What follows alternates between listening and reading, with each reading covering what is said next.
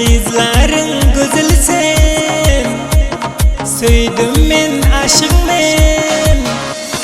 Nazeyleme, nazeyleme, nuça boyum nazeyleme, nazeyleme, nazeyleme, güzel yarım nazeyleme. Başka kızlar bulmaz, şol gerek gözüm başka görmez. Şol gerek niçki bil nuça boya, bağlı yürek şunun bilen yesin tuya. Şol gerek bir şol gerek bir şol gerek.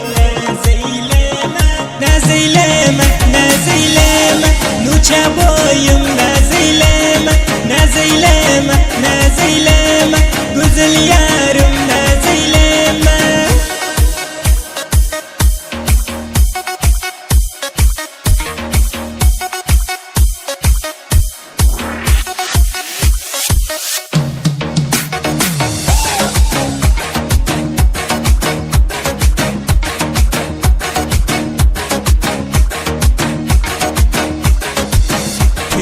Eminullah Aydar, şol gerek şair olan Aydar.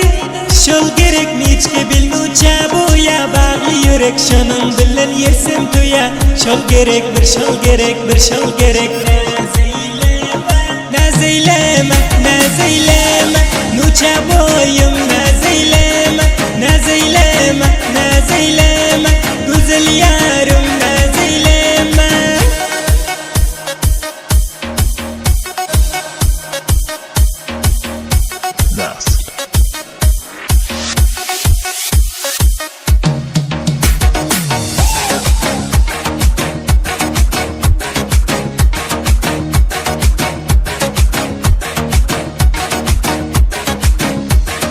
Türkmenin güzelsen, söyledim men aşık men.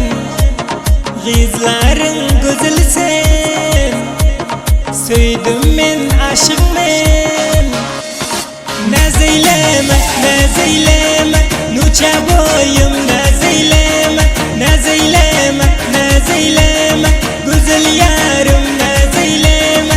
Başka kızlar bulmaz, şol gerek gözüm başka görmez. Şol gerek niçki bil nuça boya, bağlı yürek şunun bilen yesin tuya. Şol gerek bir şol gerek bir şol gerek.